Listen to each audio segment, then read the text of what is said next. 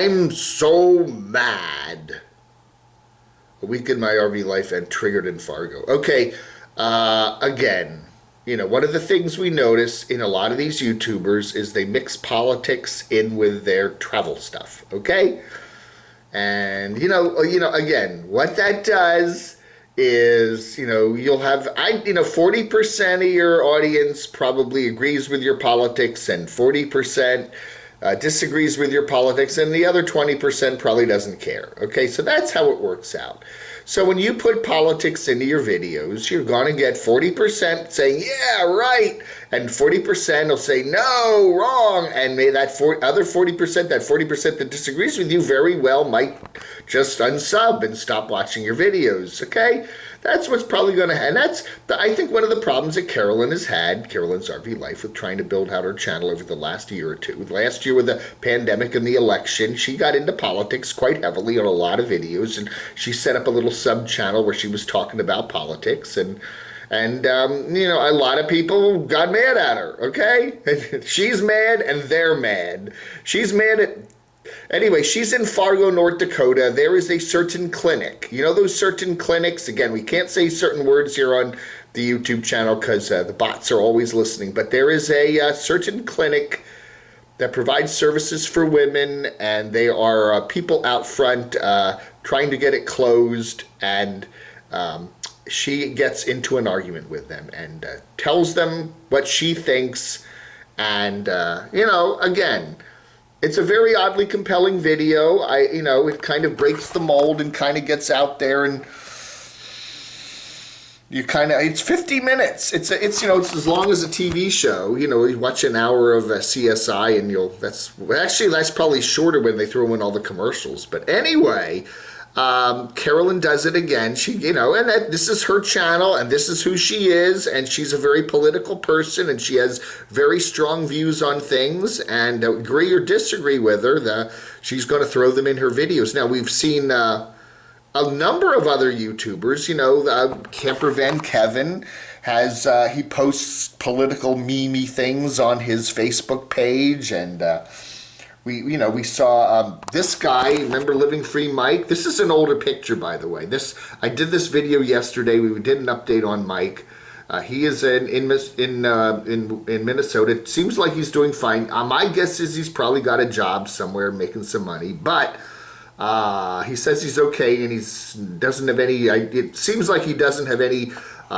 We need to get back on YouTube. But anyway, he is also posting rather political stuff on his Facebook page. And we do see that. We see people that put political signs sometimes in the back of their videos. There were some people walking around Quartzsite last, for the RTR. They had, there were political signs there. And we see some, we do see a lot of politics in people's videos sometimes. And again, if you're trying to grow your channel, if you're trying to, it's probably not going to be the best. Again, if you're going to say my channel is a political channel, then go ahead, go for politics. But if you're trying to get people to subscribe to you because you're doing a nomadic or traveling channel, and then you're going to throw the politics in on the side, yeah. Now, I think most people have targeted her politics as being, on the lefty side of things, and if you're so inclined to watch a traveler with a certain lefty political view, then hey, and there are other travelers and nomads that have righty political views, and you can watch those too, and or you can watch, but again, you're gonna probably lose some subs because of that. They didn't subscribe to a political channel. I see that all the time, where I'll subscribe to somebody who's doing some really cool live streams or some really cool traveling stuff, and then all of a sudden they pop up a political, just sit there and talk about politics. What's her name? Lydia, Simply RVing. She, throws some politics in. She throws some religion in. I got to the point where I just said, look, I did enjoy her traveling videos back when she was doing those. I mean, she used to hang out with Living Free Mike. Remember Mike? They used to be a couple back in 2016. If you punch up some of Simply RVing Lydia's videos. But, and again, she's free to talk about the politics and the religion, but I do not want to see all that. I just don't want to see politics in these videos. I just find that, I don't know, we know, again, everything nowadays is a political thing. You talk about the masks and the V and the shot, whether you get the shot, that's a political statement. Everything you do today is a political statement. So it is hard, even when we're covering nomads, to get completely away from politics. But I try on my channel not to take sides. I really do. I just say, okay, this is it, and this is nomadic life. And yes, sometimes politics does come in to the thing, and people have to talk about what's going on in the world today, what's going on in our country, and politics does sometimes make its way into that. But when you start, putting politics in your videos as a regular character, so to speak, then I don't know. You might have some. You know what's coming. You're going to get the anger, and you're going to get people unsubbing from you. So yeah. This is Campervan Kevin's channel here on this is Facebook page. And he puts nice stuff up about his latest videos and stuff. But then we get stuff like this. He's criticizing Australia's coverage, how they're handling the V. Okay. Then we get another, lot of video there, and then there, and then, okay. Yeah, so, he does that occasionally. There was a video, I mean, there was a posting he put up a couple days ago that was critical of the CDC. Not the CDC, what's it called? The Centers for Disease Control. He actually put up he put up a little thing critical of the CDC, which is okay, but again, you're going to make some people mad at you, He took it down. I certainly don't see it here, but we do have the one about Australia and their lockdown. So I don't know, man. Maybe he should run for Prime Minister of Australia. I don't know. We do see nomads that like to put politics. At least they're right on the edge. I'm not red or blue, but I definitely, if you check out my Facebook, you're going to see me tackling political issues every now and then. And again, it's a free country, but if you're trying to grow your YouTube channel, hey, I'm getting a new one from Bald and Bankrupt, Pereyaslav. Again, he goes to places I've never heard about. I'm a pretty big geography freak. I like maps. I know a lot about geography, but I'll tell you, he goes to countries I've never heard of. There are those stand countries in Central Asia there, man. I don't know, man.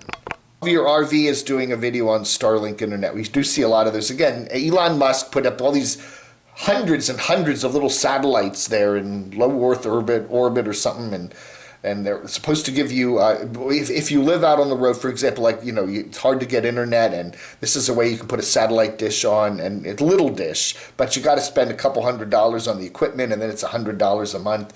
And, you can do internet up and down links and stuff like that. And, again, somebody says, I've read some reviews about Starlink, and it says, it depends where you are. It's like any kind of internet. It's like cell internet, cell service. As Bob used to say, Cheap RV Living Bob always camps somewhere within a mile or two of a major interstate highway or a major highway, because the highways all have cell service along them, because everyone's supposedly not supposed to talk on the phone while you're doing your driving, but they do. But anyway, so if you live near an interstate highway, that whole highway is going to be blanketed with cell service, and it'll get over into the area where your campground is, not far from the interstate. And again, SpaceLink is probably no different than that. In some places it works better than others. Depends on your view of the sky and stuff like that. I don't know, but whatever. Why is internet so important to nomads? Well, because they have to upload their videos all day long, right? Okay, we got a live stream last night or yesterday from Enigmatic Nomadics Jamie. They're talking about the van build there. It's 1 hour and 37 years long. 1 hour, 37 minutes long.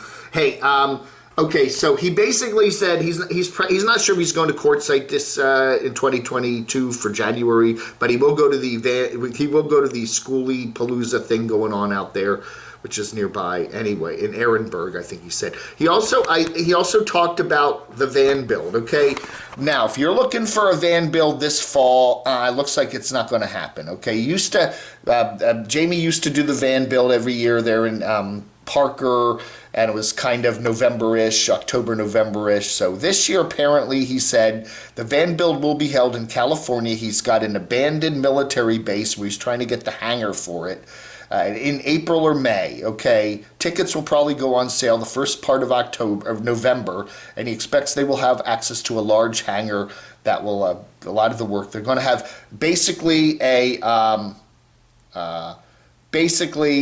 will have a whole bunch of different stations focusing on, of course, solar installs.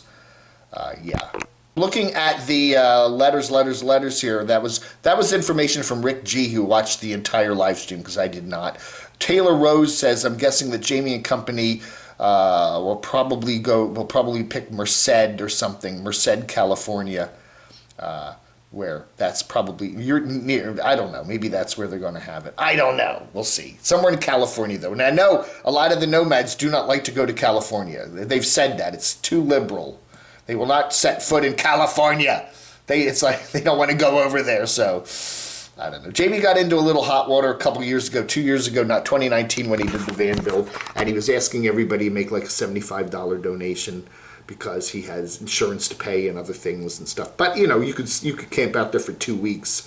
So like 2 weeks for $75 ain't such a bad deal. But anyway, you can make reservations, and we'll get into that. I'm sure by November and stuff he'll have all the deets nailed down. But no van build this fall, at least from Jamie. So anyway. All right, folks, that ought to do it. It is the 23rd of August. Monday. The Mondays. Hey, by the way, if you want to attend our meetup, we're having a little meetup here in Morganton, North Carolina. We're kind of in between Asheville and Charlotte, right off of Route 40. I-40 goes right south of Morganton, so literally 5 minutes off of I-40, so very convenient to get here.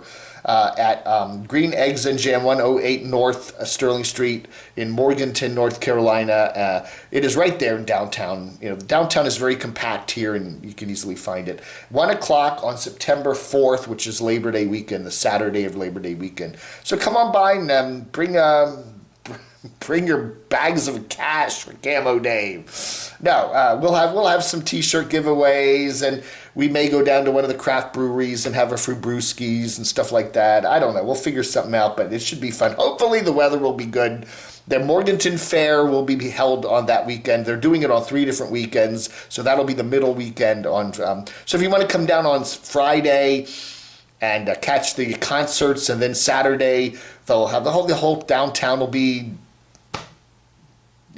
crazy stuff. They'll have booths and bar crawls and stuff like that, so it should be fun. Hopefully, again, the weather will be nice and not either too hot or too rainy. So we'll see. So that is Saturday the 4th of November. No! Saturday the 4th of September. Yeah. All right, at 1 o'clock p.m. All right. Thank you for watching. Have a wonderful rest of your Monday. I'll chat with you later, vlog.